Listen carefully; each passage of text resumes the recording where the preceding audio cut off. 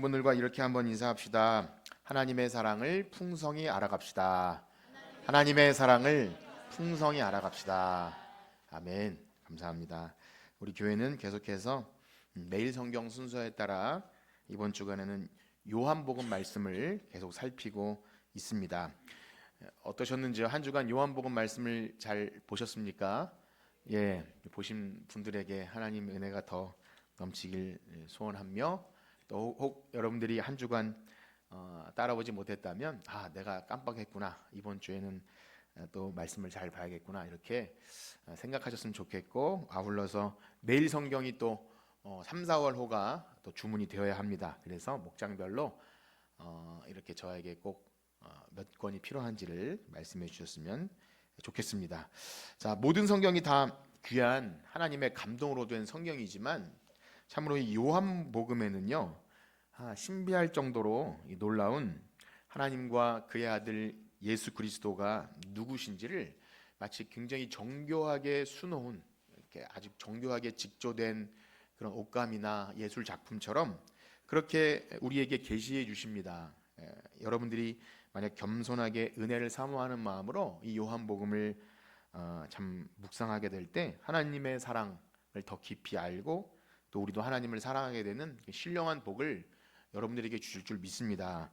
자, 그렇습니다. 전에 말씀드린 대로 요한복음을 표적의 책이라고 할 만큼 이 표적이라는 단어가 많이 나오는데요, 다른 복음서에는 예수님이 하신 놀라운 일들을 기적 혹은 이적이라는 말로 표현하고, 이 표적이라는 단어는 잘 사용하지 않습니다. 그래서 이적은 미라클이지만 이 표적은 이 헬라어 세메이오는 우리 영어에서는 사인이라 그래서 간판, 이런 표지판 같은 개념입니다. 그래서 요한은 특별히 이 표적이라는 단어를 자주 사용하면서 약 7가지 표적을 중심으로 과연 예수님이 누구신지, 그분이 과연 하나님의 아들이신지를 알고 그 이름을 힘입어서 영생을 얻도록, 아니 반대로 그 이름을 믿지 않은 자들에게는 영원한 심판이 있다, 그렇게 그 이름, 하나님의 아들, 표적, 이걸 계속해서 드러내고 있습니다. 그런데 우리가 이제 이 표적을 볼 때 주의해야 할 것은, 말씀드린 대로 표적, 즉 사인은 그야말로 그 자체가 목적이 아닙니다. 즉 간판이나 어떤 표지판 밑에 가서 목적지에 이르렀다고 하지 않는 것처럼 그 간판이 가리키는 곳을 잘 향해서 가야 되고요, 그리고 그 방향을 잘 따라가는 것과 동시에 거기에 왜 갔는지, 즉 거기에서 무엇을 봐야 하는지를 잘 의미를 생각해야 합니다. 그래야 이 표적의 목적인 예수 그리스도, 하나님의 아들 예수 그리스도를 알고 그분의 이름을 힘입어 영생을 얻는 그 길과 진리를 발견하게 됩니다.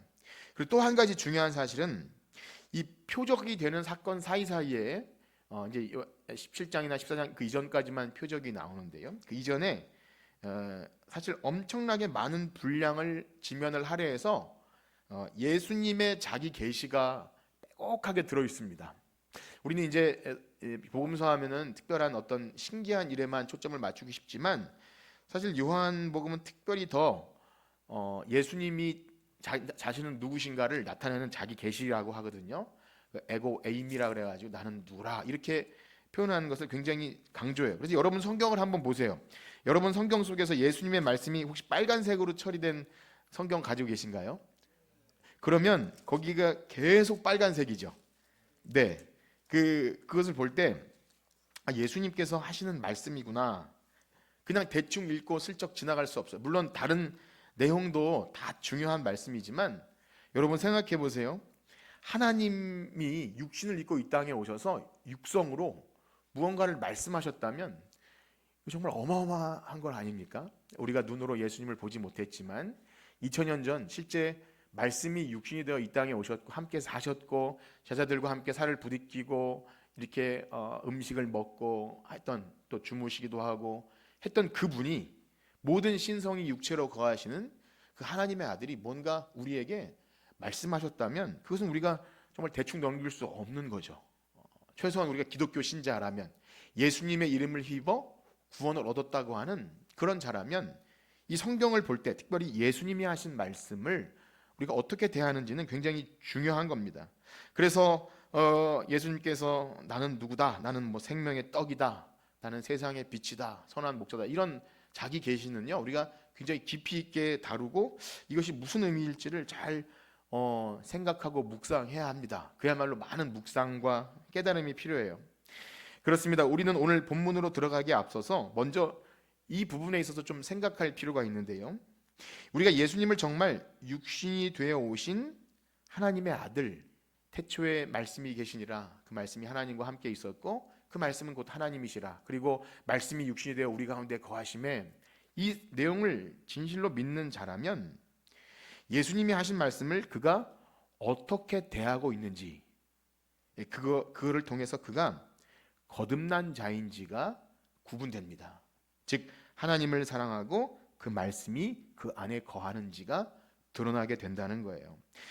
제가 방금 말씀드린 하나님을 사랑함과 그 말씀이 거한다는 이 진술은 그저 우리가 하나님을 사랑해야죠, 그리고 말씀을 잘 읽어야죠, 이런 그냥 어떤 종교적 언어가 아닙니다. 그냥 누군가 권면할 때 우리 하나님 뭐 사랑합시다 혹은 말씀을 읽읍시다, 이 정도 일이 아니라 예수님이 직접 하신 말씀인데요, 예수님이 하신 일과 그 말씀에 올바로 반응하지 못하는 유대인들을 향해서 너희들이 믿지 못하는 이유는 이것이다 라고 하시는 부분이 있어요. 우리 그 부분을 참고로 잠깐 읽어보겠는데요, 먼저 요한복음 5장 38절 말씀입니다.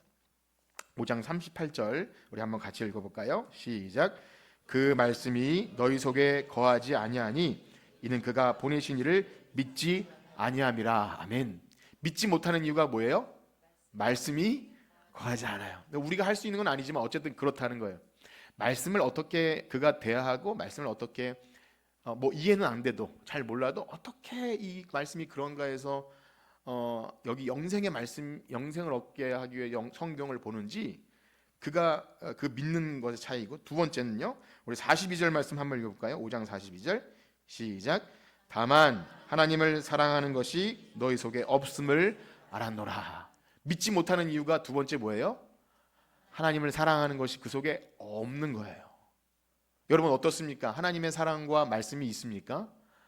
네, 이것이 나 예수님 믿어요, 나 믿고 구원 천국 가요, 이렇게 말하는 것이 아니라 이 두 가지를 생각하셔야 돼요.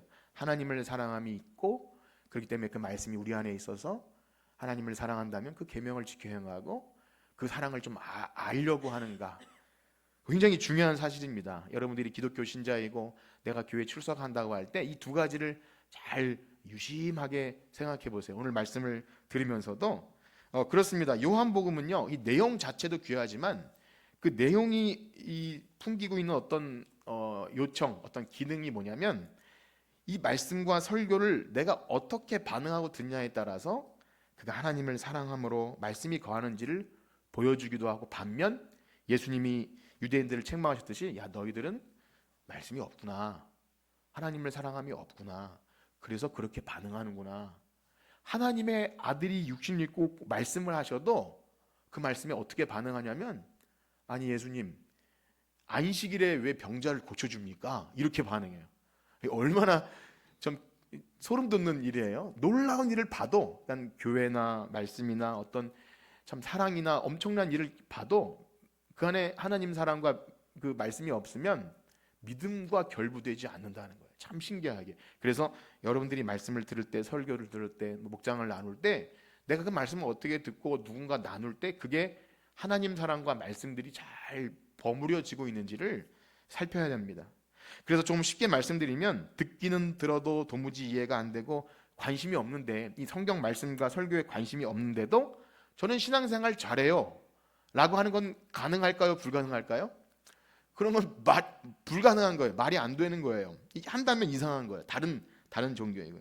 아니면 좀 어렵고 이해도 안 되고 좀 어렵지만 말씀이 그런가 해서 하나님, 저도 하나님 사랑을 좀 가르쳐 주세요. 하나님 사랑은 놀라운 참 사랑이고 그 사랑 때문에 예수님이 오셨다고 했는데 저는 그 사랑이 잘 모르겠어요. 그러면 어떻게 해야 돼요? 기도해야 돼요. 기도하고 또 말씀을 들으려고 애써야 되고, 또 말씀을 좀 어떻게 하면 목사님께 물어보기도 하고, 이것들이 있는 거예요. 하나님 사랑함과 말씀, 이것이 여러분들 가운데 있느냐 없느냐에 따라 그 거듭났으며 혹은 하나님 사랑, 하나님에 대한 그 구원과 영생, 죽어봐야 아는 것이 아닙니다. 그것이 시작된 자, 바라기는 여러분들 안에 그 은혜가 있기를 축복합니다. 하나님을 사랑함과 말씀 때문에 예수님을 사랑하고 형제를 사랑하고 예배를 좋아하고 찬양이 좋고 또 믿음의 공동체가 좋아지는 이 놀라운 일은 그런 거듭남이 있는 겁니다. 그렇습니다. 오늘 본문의 내용이 그렇습니다. 한 표적이 있었어요. 한 표적이 있고 그 표적을 통해 벌어지는 사건 가운데 예수님이 하시는 말씀인데요. 그 표적이 바로 요한복음 5장에는 우리가 좀 주일학교 때부터 많이 들었던 이 베데스다 연못가에 38년 된 병자를 치료해 주시는 내용입니다. 오늘은 그 내용을 설명드릴 수는 없을 것 같아요. 여러분들에게 제가 서두에 한 주간 요한복음을 잘 보셨는지 묻는 이유는 그겁니다. 제가 이 시간에 그 내용을 다 설명드리면은 시간이 부족하고 그렇습니다. 간단히 말하면 그거예요. 그 일을 행하신 날이 안식일이었어요. 그러니까 공교롭게도 안식일이 아니라 의도하신 거죠. 참 안식을 지러 오신 예수님, 자비와 은혜가 풍성하신 예수님이 이 베데스다라고 하는 이름은 자비의 집이지만 자비라고는 눈꽃만도 찾아올 수 없는 이 피 튀기는 생존 경쟁이 있는 그 베데스다 연못에서 엄청난 치유의 사건을 행하셨어요. 그런데 그 속에서 말씀이 없고 하나님 사랑함이 없으니까 문제가 발생합니다. 그러니까 아무리 좋은 걸 던져줘도 하나님을 사랑함과 말씀이 없으면 믿음으로 반응하지 못해서 예수님께 시비를 걸어요. 안식을 주러 오신 예수님께 시비를 걸어요. 아니 안식일에 이게 뭐 하는 짓입니까? 막 이렇게 시비를 겁니다. 그때 예수님이 뭐라고 말씀하시냐면 하나님이 일하시니 나도 일한다. 우리는 이제 이런 말씀이 예수님께서 하시니까 정말 좋은 말씀이라고 반응하지만 유대인들은 이 말을 들으면 경악을 금치 못하는 거예요. 왜냐하면 예수님, 그 목수의 아들로 오신 예수님이 누구와 동급으로 말씀하시는 거예요? 하나님, 내가 하나님이다 이렇게 말씀하시는 거예요. 사실 너무 열받는 내용일 겁니다. 어쨌든 그렇게 하니까 유대인들이 예수님을 죽이려고까지 마음을 먹어요. 그 상황에서 계속 말씀하시는 거예요. 말씀을 안 하시면 죽이기까지 안 이를 텐데 어떻게 보면 그들을 좀 이렇게 가르치시지만 화나게 하는 그런 내용입니다. 물론 베데스다 연못에서 38년 된 병자에게도 중요하죠. 그래서 병 고침을 원하는 사람이나 아니면 예수님이 하신 이적 자체도 굉장히 중요하지만 말씀드린 대로 우리가 집중해야 될 것은 그 표적 이후에 예수님께서 진실로 진실로 너희에게 이르노니 이렇게 하시는 말씀에 우리는 귀를 기울여야 해요. 그런데 말씀드린 대로 이런 것은 쉽지 않습니다. 현실적으로도 쉽지 않고 우리의 죄악된 성정상 쉽지 않아요. 오늘 말씀을 읽으면서도 느끼셨겠지만 난해하기도 하고요. 우리의 성정상 38년 된 병자 치유 사건이 훨씬 더 마음에 와닿아요. 솔깃하고 나에게도 그런 일이 아픈 사람들은 그런 것이 더 느낌이 오고 그래요. 주일학교 공과나 설교의 어떤 맥락도 거기에 좀 초점이 맞춰져 있고 또 우리 안에 깔려 있는 어떤 기복 신앙은 늘 거기에만 표적 자체에만 관심을 두게끔 되어 있어요. 저나 여러분이나 우리의 성정이 그렇다는 겁니다.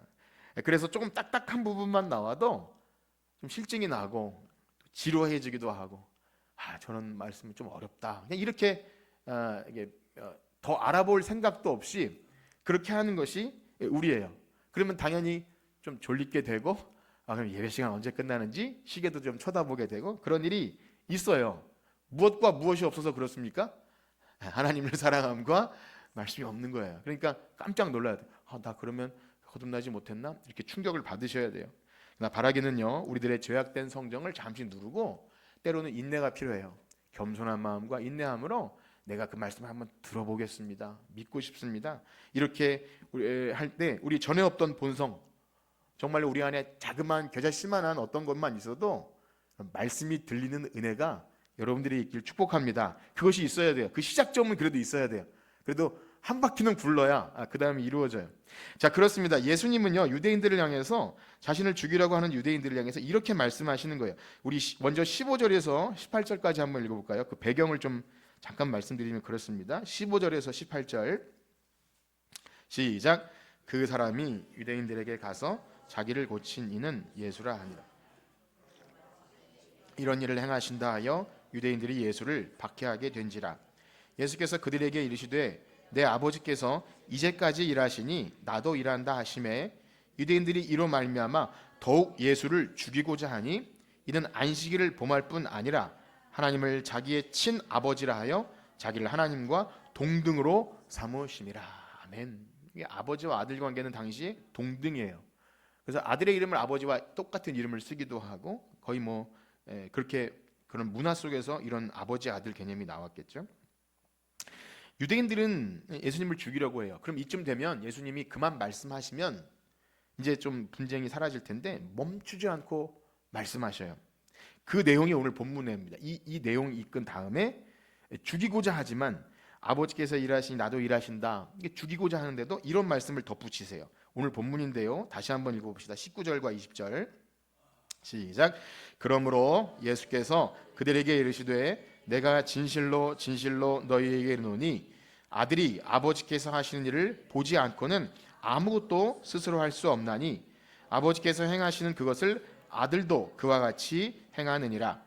아버지께서 아들을 사랑하사 자기가 행하시는 것을 다 아들에게 보이시고 또 그보다 더 큰 일을 보이사 너희로 놀랍게 여기게 하시리라. 아멘. 예수님이 말씀하세요. 아들이 아버지께서 하신 일을 보지 않고는 아무것도 스스로 할 수 없다.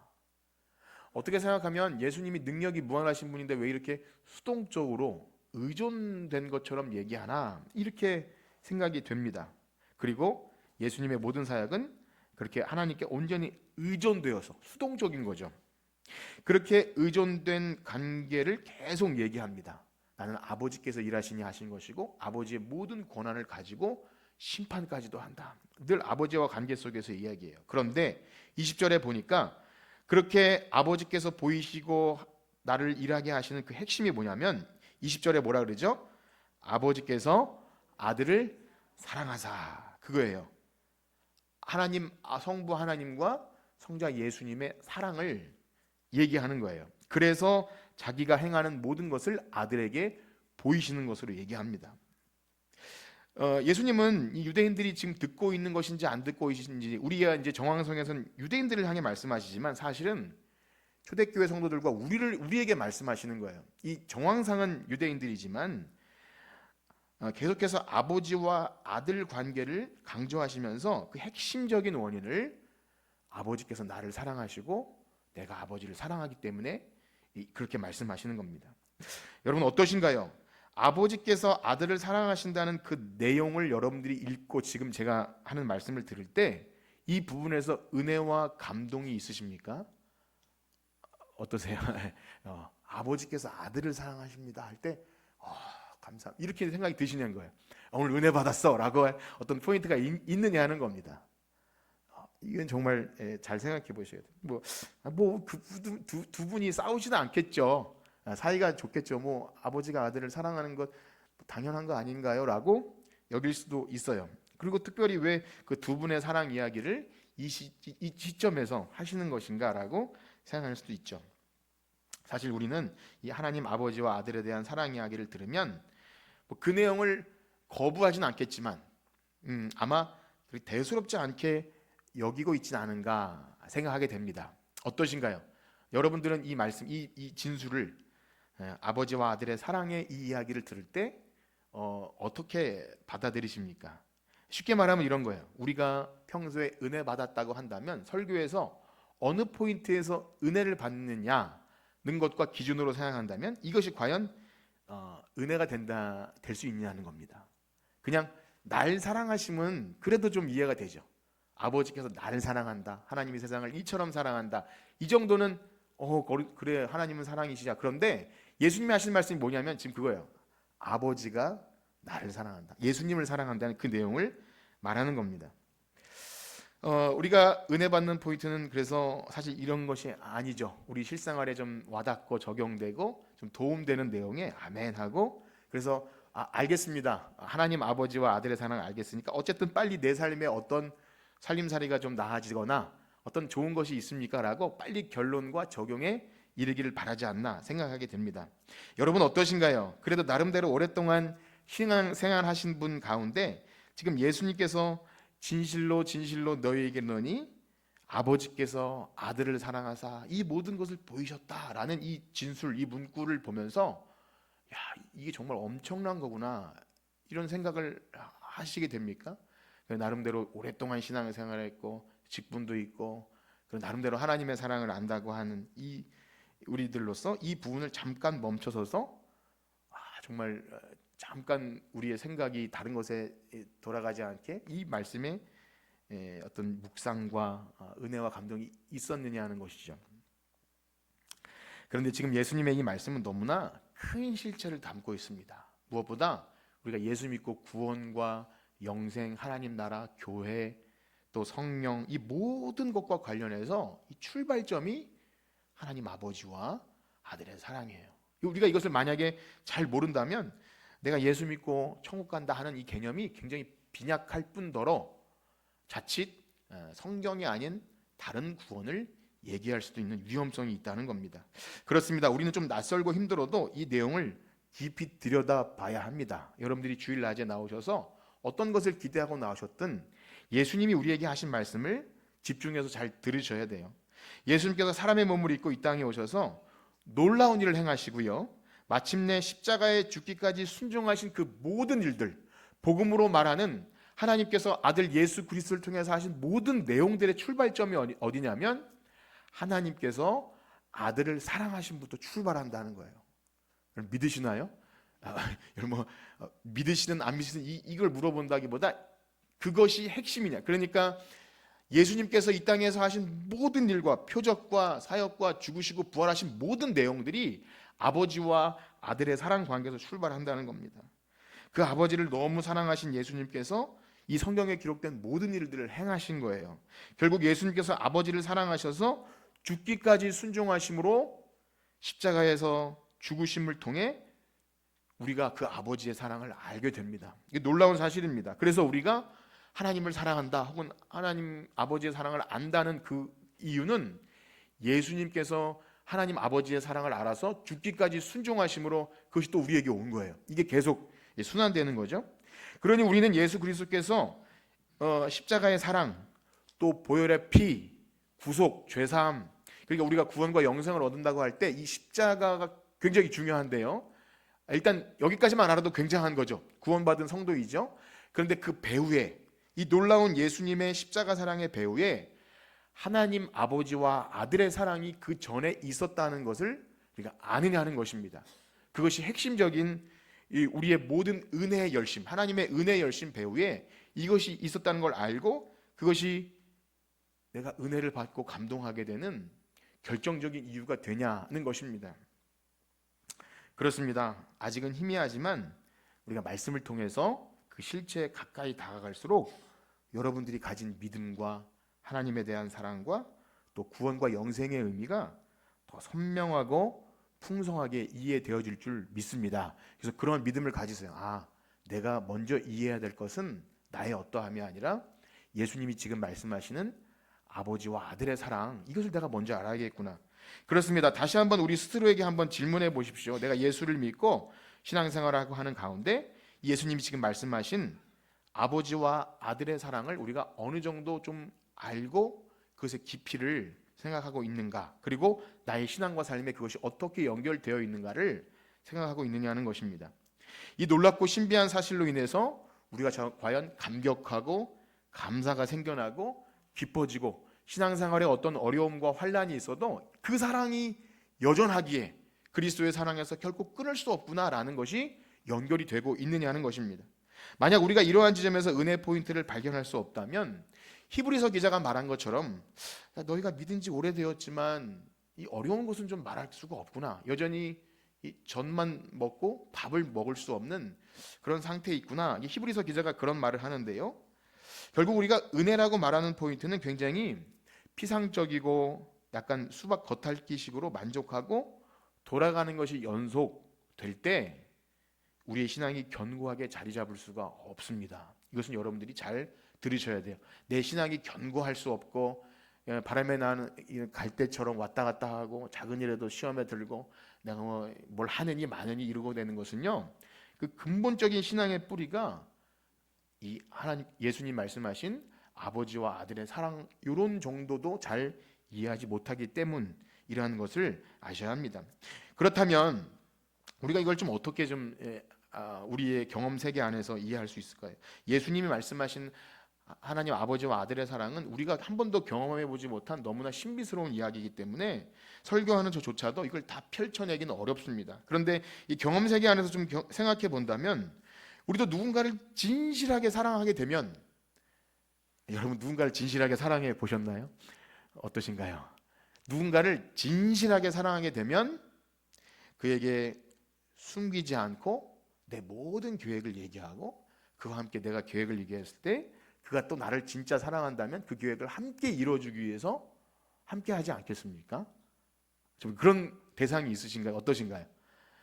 우리에게 그런 경험이 없기 때문에 이것이 잘 와닿지 않을 수도 있는 거예요. 그러니까 사실 손해보는 거죠. 우리가 이 땅에서 여러 가지 상처와 오해와 또 부모로부터 또 남편과 아내로부터 진실한 사랑을 못 해봤을 수도 있고 안 할 수도 있고 여러 가지 이유 때문에 두려워할 수도 있기 때문에 우리가 못 할 수도 있지만, 그럼에도 불구하고 내가 정말 예수 믿는 신자라면 예수님 말씀하신 아버지와 아들의 사랑을 어떻게든 알고 싶어서 애써야 되고, 여러분 놀라운 사실은 우리가 더 알아갈수록 우리 아까 말한 우리 인생에 경험하는 상처나 아픔과 사랑하지 못한 모든 것들이 거기서 해결이 돼요. 놀랍습니다. 구원과 영생은 죽어서가 아니라 그 복음의 능력이, 아버지와 아들 사랑에서 출발한 복음의 능력이 우리 삶에 역사되어지는 거예요. 믿으시길 축복합니다. 그걸 여러분들이 아셔야 합니다. 그래서 반대로 생각해 보면 이런 겁니다. 만약 우리가 죄가 없었다면, 아까 말씀드린 대로 상처와 아픔과 고통과 이런 것이 없던 상태라면 우리가 성경을 통해 예수님이 하신 일을 보면 사실은 그분을 통해 하나님을 금방 알아챘어야 돼요. 그러니까 죄가 우리의 눈과 영혼을 가려서 예수님이 그렇게 표적을 보이셔도 알아챌 수 없는 거예요. 그렇습니다. 죄는요, 우리가 하나님의 사랑을 알지 못하게 해요. 제가 서두에 말씀드린 처럼 하나님의 사랑이 우리 안에 없고 말씀이 거할 수 없는 이유는 죄가 자리 잡고 있는 거예요. 놀랍게도 예수님은 빛으로 오셔서 그걸 몰아내려고 하세요. 그러니까 엄청난 큰 싸움입니다. 빛으로 오신 예수님은 우리가 하나님과 멀어지고 죄악 가운데 하나님의 말씀이 싫고 예배가 싫고 복음이 싫고 사랑 이야기만 들어도 사실은 피상적인 이 땅의 사랑만 추구하지 그 사랑에 대해서 너무나 피하고 싶은, 거절하고 싶고 깊이 몸담고 싶지 않은 그런 우리의 두려움 사랑을 못하게 되는, 어쨌든 그런 것을 내어 쫓는 일이 예수 그리스도의 죽음의 사랑으로 가능하게 하시는 거예요. 그래서 예수님은요, 이 땅에 오셔서 하시는 목적이 뭐냐면, 우리 요한복음 14장 31절 한번 읽어볼까요? 요한복음 14장 31절 시작. 오직 내가 아버지를 행하신 대로 행하는 것을 세상이 알게 하려 함이라. 여기까지만 할게요. 예수님의 목적은요, 십자가를 지시고 죽으시고 모든 일은요, 내가 아버지를 사랑하는 것과 아버지께서 명하신 대로 행하는 것을 세상이 알게 하려 함이요. 예수님을 믿는다고 할 때 이것을 알아야 되는 거죠. 아, 그렇구나. 아버지를 사랑하는 것, 내가 아버지를 사랑하는 것과 내가 하는 이 모든 일이 예수님이 아버지를 사랑함으로 내가 이 일을 행하는 것을 알아야 합니다. 그래서 여기 주목해야 될 사실은 아버지께서 아들을 사랑하시고 아들이 아버지를 사랑하는 것은 동일하지만, 같은 거지만 방식이 다르게 나타나는데요, 아버지는 아들을 사랑하셔서 하나님이 하시고자 하는 모든 일을 숨김없이 아들에게 보이신다 그래요. 모든 계획을 아들에게 보이시면 아들은 하나님 아버지를 사랑해서 그 보이신 그것을 목숨을 걸고 그걸 하시는 거예요. 그래서 아들이 이 땅에 오시고 죽기까지 순종하사 십자가에 죽으심으로 하나님 아버지의 사랑을 보이신 거예요. 그러니까 원래 두 분의 사랑을 우리가 집중해야 됩니다. 그 사랑이 우리에게 왔지만 먼저 어디서부터 출발했냐는 거예요. 사랑하는 성도 여러분, 우리는 이러한 우리의 구원이 하나님 아버지와 그 아들의 신비로운 사랑에서 출발했다는 것을 아십니까? 깊이 아셔야 돼요. 그것을 성경이 계속 말하고 있어요. 진실로 진실로 너희에게 이르노니 이것을 알아야 한다.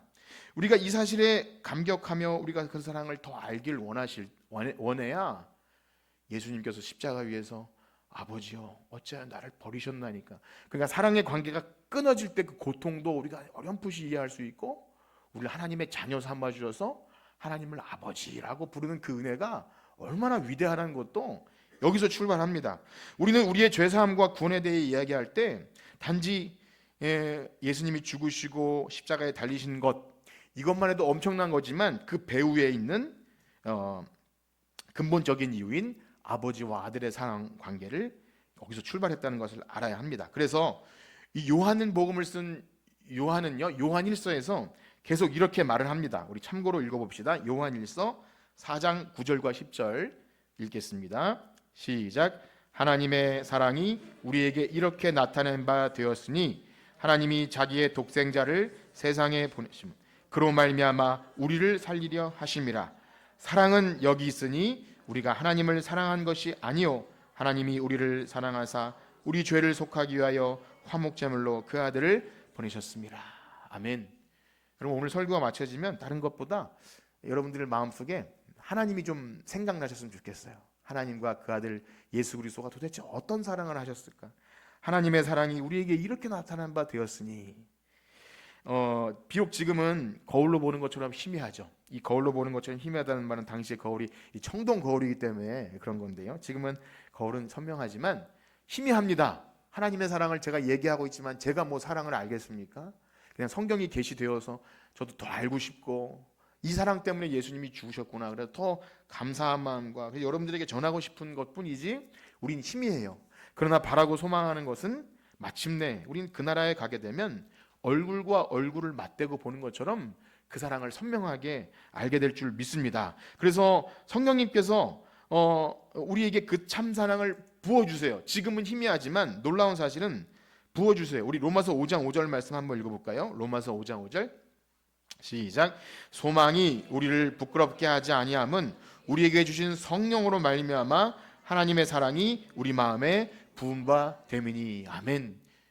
우리가 역시 예수 믿고 구원받았다는 것은요, 또 성령님이 우리 안에 있다는 것은요, 이 하나님의 사랑이 부은 바 됨을 깨닫는 거예요. 이걸 감지하는 겁니다.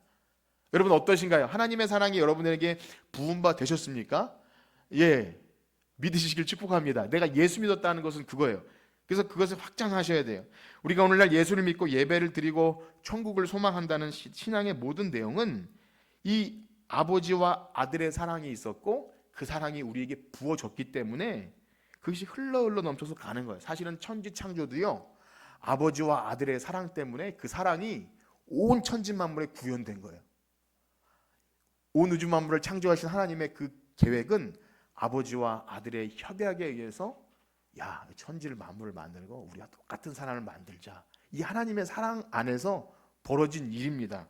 그러므로 우리는 우리가 살아가는 동안 이러한 귀한 말씀들을 통해서 어찌하든지 그 사랑을 더 깊이 알아야 할 줄 믿습니다. 그 사랑의 길이와 넓이와 높이를 알아서 어찌하든지 바울의 고백처럼 어찌하든지 내 몸에서 그리스도께서 종귀이 될 수 있도록 그 사랑을 알면 알수록 그 사랑이 또 형제를 사랑하는 것으로 나타나게 될 수 있도록 기도하셔야 돼요. 여러분들이 다른 기도도 많지만 하나님 가르쳐 주세요. 그 사랑이 얼마나 높고 그 주일학교 찬송이 너무 귀한 찬송이 있는데 하나님 가르쳐 주세요. 그 사랑이 얼마나 높고 깊고 큰지 이런 찬양이 있어요. 그 노래 기도해요. 여러분들의 기도가 그렇게 되었으면 좋겠습니다. 그래서 하나님의 사랑이 부어진 사람은 날마다 그 사랑을 더 알고 싶어져요.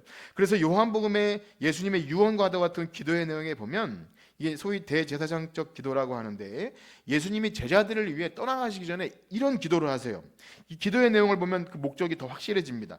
요한복음 17장 21절에서 24절인데요. 저와 여러분들이 한번 교독해 볼 텐데요. 요한복음 17장 21절에서 24절 제가 먼저 읽어보겠습니다. 아버지여, 아버지께서 내 안에 내가 아버지 안에 있는 것 같이 그들도 다 하나가 되어 우리 안에 있게 하사 세상으로 아버지께서 나를 보내신 것을 믿게 하옵소서. 내게 주신 영광을 이는 우리가 하나가 된 것 같이 그들도 하나가 되려 함이니 곧 내가 그들 안에 있고 아버지께서 내 안에 계시어 그들로 온전함을 이루어 하나가 되게 하려 함은 아버지께서 나를 보내신 것과 또 나를 사랑하심 같이 그들도 사랑하신 것을 세상으로 알게 하려 함이로소이다. 아버지여, 내게 주신 자도 나 있는 곳에 나와 함께 있어 아버지께서 창세 전부터 나를 사랑하심으로 내게 주신 나의 영광을 그들로 보게 하시기를 원하옵나이다. 아멘. 예수님의 기도 평생에 예수님 30년이라고 친다면 육신으로 그때 떠나시기 전에 기도가 아버지 제 제자들도요 하나님 아버지와 우리와 누렸던 사랑을 알았으면 좋겠습니다. 왜냐하면요, 따라해 볼까요? 그것이 영생입니다. 요한복음 17장 3절 한번 읽어볼까요? 요한복음 17장 3절 시작. 영생은 곧 유일하신 하나님과 그가 보내신 자 예수 그리스도를 아는 것이라. 이런 계속 안다는 얘기가 나와요. 이게 지식적으로 성경 구절을 알고 암송하고 이런 차원이 아니겠죠. 신비한 그리스도와의 연합으로 하나님 아버지의 사랑을 아는 거죠. 이것은 성령의 능력으로 되는 것입니다. 여러분들에게 열심히 내서 하라는 그런 의미가 아니라 우리가 믿음이 있다면 그런 원리에 의해서 우리에게 주어졌다는 거예요. 그래서 우리가 이런 얇은 어떤 얕은 단순한 지식적 알미 아니라 진짜 하나님 아버지와 사랑 관계 속으로 푹 잠겨서 성령이 부어지심, 그렇게 하나님의 사랑을 알아가는 것, 여러분들에게 그런 은혜가 있기를 축복합니다. 자, 그런데요, 이러한 질문이 생겨요. 오늘 본문에 보면, 이제 본문으로 돌아와 보면, 그래서 하나님께서 아버지가 아들을 사랑하셔서 하신 일이 뭐냐면 자신이 하시려는 모든 일을 아들에게 보이셨다, 그렇게 나와요. 도대체 뭘 보이신 걸까요? 하나님의 계획은 무엇이겠습니까? 하나님이 그 아들에게 뭔가 말씀하셨고 보여주셨고 아들이 그걸 알아듣고 사랑함으로 그 일을 행하셨는데요. 그래서 그 일을 위해 십자가에 죽기까지 순종하셨다면 도대체 그것은 무엇입니까? 그것은 바로 아버지와 아들의 사랑을 알고 그 사랑의 초청을 받아서, 방금 말씀드린 영생이죠. 아버지 나를 보내신 이와 아들을 아는 자들, 이 알면 이제 거듭남인 거예요. 그 아는 자들을 초청해 주셔서 사랑의 공동체를 이루시는 거예요. 사랑의 공동체 하니까 뭐 좀 와닿지 않을 수도 있는데요, 이게 하나님 나라예요. 더 이상 죄와 사망이 없고 하나님을 얼굴과 얼굴을 맞대어 봐도 어떤 오해도 없고, 우리가 이 땅에서 실패와 좌절을 겪었던 그런 오해된 사랑이 아니라 순결한 사랑 안에서 서로를 온전히 사랑하고 의존되어도, 나를 온전히 맡겨도 전혀 어떤 불안과 저 사람이 날 배신할까 이런 것이 없는 큰 사랑의 하나님 나라를 이루시려고 하는 거예요. 그런데 그 사이에 그리스도께서 죽으심으로 무엇이 나오게 되었습니까? 그리스도께서 죽으심으로 이 땅에 교회를 만들어 주신 거예요. 요즘 그걸 아셔야 됩니다. 교회는요, 그래서 아직 완성되지 않은 하나님 나라를 향해 가는 사랑을 연습하는 곳이 되어야 합니다. 이것은 우리가 교회에서 뭐 사랑합시다, 뭐 우리 친해집시다 이 차원이 아니라, 우리가 하나님 아버지를 알고 그 사랑을 아는 자들로 모인 자라면 너무나 미약하나마 그 사랑이 우리 안에서 나오게 된다는 거예요. 이게 구원의 시금석입니다. 죽어봐야 아는 것이 아니라 하나님의 사랑이 우리 안에 있고, 그래서 그 사랑이 형제간에 있을 때, 그래서 교회가 사랑이라고 한다면 그겁니다. 사회에 뭐 봉사를 하고 좋은 일을 하고 우리가 교회 사람들이 모여서 뭐 동호회를 만들고 이런 차원이 아니라, 연약하고 부족하고 참 흠이 많고 그런 인생들이지만 이상하게도 부어주신 사랑 때문에 우리가 서로 사랑하게 되는 것.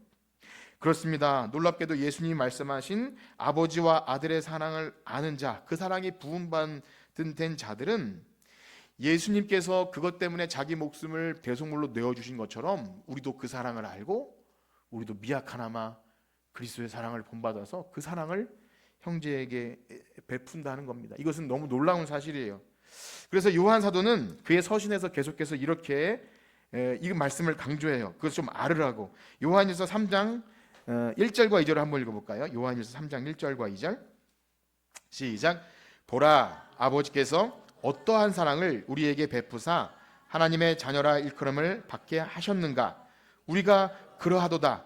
그러므로 세상이 우리를 알지 못함은 그를 알지 못함이라. 사랑하는 자들아, 우리가 지금은 하나님의 자녀라. 장래에 어떻게 될지는 아직 나타나지 아니하였으나 그가 나타나시면 우리가 그와 같을 줄을 아는 것을 그의 참모습 그대로 볼 것이기 때문이니. 아멘. 그러니까 이제 뒤에도 읽겠지만, 우리가 흠이 많고 참 지금은 어떻게 될지 모르지만 우리가 서로 사랑하면서 그리스도의 공동체 안에 있을 때 장래의 아버지와 아들의 사랑 관계로 우리가 온전히 들어가게 된다는 말입니다. 구체적으로 좀 더 이렇게 말씀해 주시는데요, 요한일서 4장 9절에서 12절 말씀도 이어서 읽어보겠습니다. 요한일서 4장 9절에서 12절입니다. 시작. 하나님의 사랑이 우리에게 이렇게 나타낸 바 되었으니 하나님이 자기의 독생자를 세상에 보내심은 그로 말미암아 우리를 살리려 하심이라. 사랑은 여기 있으니 우리가 하나님을 사랑한 것이 아니요 하나님이 우리를 사랑하사 우리 죄를 속하기 위하여 화목제물로 그 아들을 보내셨습니다. 사랑하는 자들아, 하나님이 이같이 우리를 사랑하셨은즉 우리도 서로 사랑하는 것이 마땅하도다. 어느 때나 하나님을 본 사람이 없으되 만일 우리가 서로 사랑하면 하나님이 우리 안에 온전히 이루어지느니라. 아멘. 여러분 어떠신가요? 서로 사랑하시나요?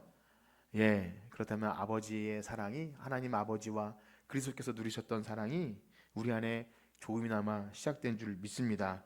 우리가 그래서 교회 안에서 뭐 서로 사랑합시다, 뭐 서로 섬깁시다 이렇게 구호를 외쳐서 되는 일이 아니라 먼저 지금 계속해서 강조하는 예수님 말씀하신 아버지와 아들의 사랑이 어떤 것인지를 그 길이와 넓이와 높이를 좀 아셔야 합니다. 그래서 성령의 은혜를 구하셔야 돼요. 그것에 거기서 먼저 해결되지 않으면 그 파생되어 나온 것을 우리가 노력하고 애써서 하게 되면 금방 지치고 힘들어요. 사람이 어떤 것을 하면 굉장히 자기 의가 드러나고 섭섭해지고 그렇습니다. 근데 만약에 하나님의 사랑이 충분히 부어진 것을 우리가 알면 알수록 우리를 허비해도 그것이 아깝거나 억울하거나 그렇지 않다는 거예요.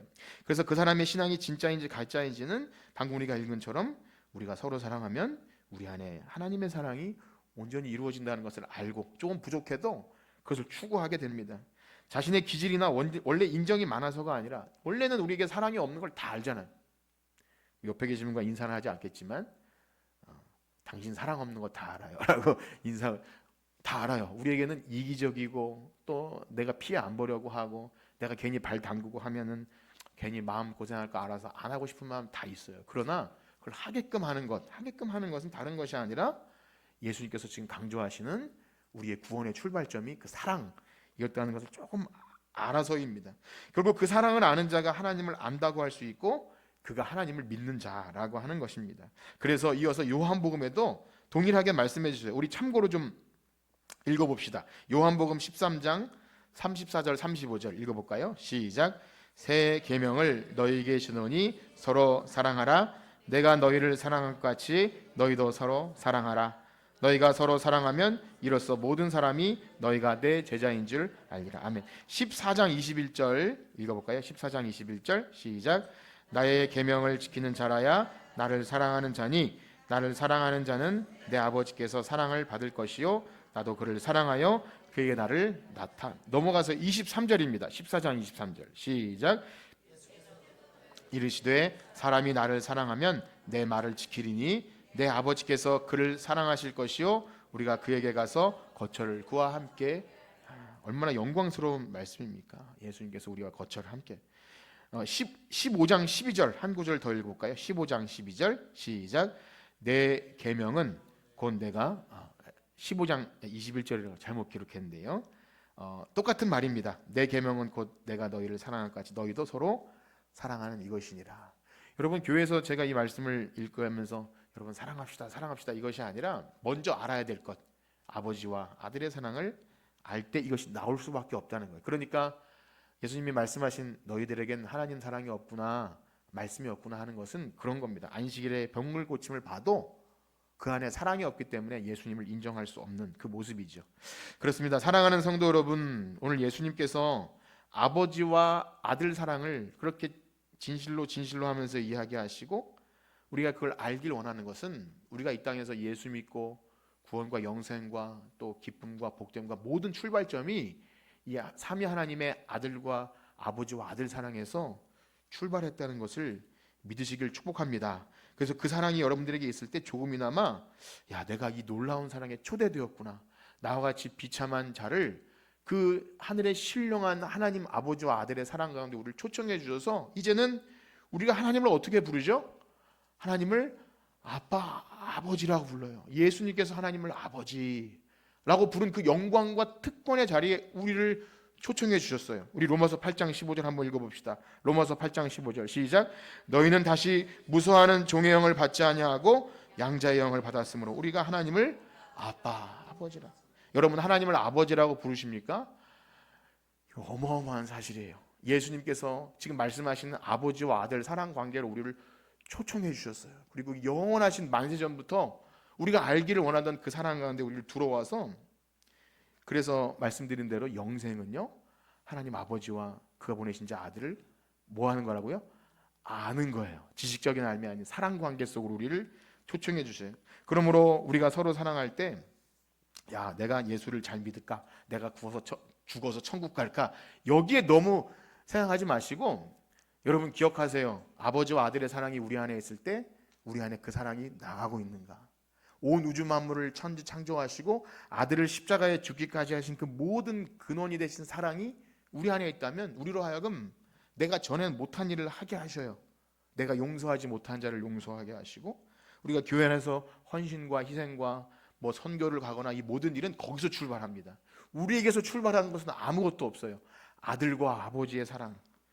사랑하는 성도 여러분, 이 사랑을 알기를 원하십니까? 이것을 여러분들이 알고 더 깊이 알고 그때 다음에 이 말씀을 들으면, 야, 이거 너무 귀하구나. 내가 다른 것에 좀 피상적인 것에 은혜 받기보다 예수님이 말씀하신 아버지와 아들의 사랑을 내가 더 알기 원합니다. 여러분, 그런 은혜가 있기를 축복합니다. 그러므로 이 교회는요, 그 사랑을 경험해 보셔야 되고요. 만약에 여러분들이 나는 교회 안에서 누군가 뭐 만나고 교제함으로 그 사랑을 알기를 원치 않는다면 이거 이상한 거예요. 난 그 사랑이 필요도 없고요. 난 그냥 혼자 예수 잘 믿고 천국 갈래요. 그거는요, 이상한 겁니다. 따라해 봅시다. 이상한 겁니다. 이상한 거예요. 만약에 진짜 그가 거듭나고 구원받은 성도라면 이 사랑에 갈급할 수밖에 없어요. 그 수가성 여인처럼 그 사랑에 목말라서 저도 그 사랑을 좀 알게 해주세요. 그래서 알아버리면 남은 인생은, 야, 사랑만 하다가 살아도 아까운 인생이구나, 이렇게 돼요. 물론 우리가 100% 그렇게 막 천사처럼 산다는 게 아니라 힘들고 어려워도 그 복음 때문에 나의 것을 유익을 구치 아니하고 우리 지체들을 위해서 내 시간과 또 물질과 때로는 감정까지도, 아, 내가 저 사람 뭐 그렇게 얽혀서 뭘 감정을 소모해야 되냐? 아닙니다. 예수님께서 우리를 살리기 위해서 자기 목숨을 내어주신 그 사랑은요, 온전히 그 사랑에서 출발했어요. 그래서 우리 안에 그 사랑이 있다면 우리는 그 사랑이 우리 그리스도의 사랑 공동체 안에 나와야 할 줄 믿습니다. 바라기는요, 이제 교회 얘기를 했지만 여러분들이 삶에 살아가는 이제 구정 명절이시고 또 돌아가는 삶의 여정에서 내가 하나님의 사랑을 아는 자인가? 예수님 말씀하신 아버지와 아들 사랑 관계 속에 초대받은 사람인가? 그래서 하나님을 아버지라고 부르는 사람이라면 여러분, 그 사랑이 우리 교회 안에, 여러분 가정 안에 흘러 넘침으로 우리를 본 자마다 내가 하나님을 보았다 하는 놀라운 일이 있으시기를 주님의 이름으로 축복합니다. 기도하겠습니다. 하나님, 참으로 하나님의 예수 그리스도의 그 진리의 말씀을 이제 비참한 인생이 풀어내기가 너무나 어렵습니다. 그러나 성령님 역사하셔서 참 반복되는 이 말 속에서 조금이나마 내가 알아야 할 것이 이것이구나, 하나님의 사랑이 얼마나 귀한지를 더 알아야 내 신앙생활이 가능하겠구나를 아는 우리가 되게 하여 주시옵소서. 우리가 평생 생활하면서 피상적인 것에만 은혜 받았다면 이제 조금 더 딱딱해도 진실로 진실로 너에게 이르노니 아버지께서 아들을 사랑하사 이 모든 것을 보이셨다는 그 말씀의 은혜를 얻고, 그것 때문에 우리의 삶이 움직여지고 신앙생활하며 또 헌신하며 사랑할 수 있는 우리 모두가 되게 하여 주시옵소서. 예수님의 이름으로 기도드립니다. 아멘. 우리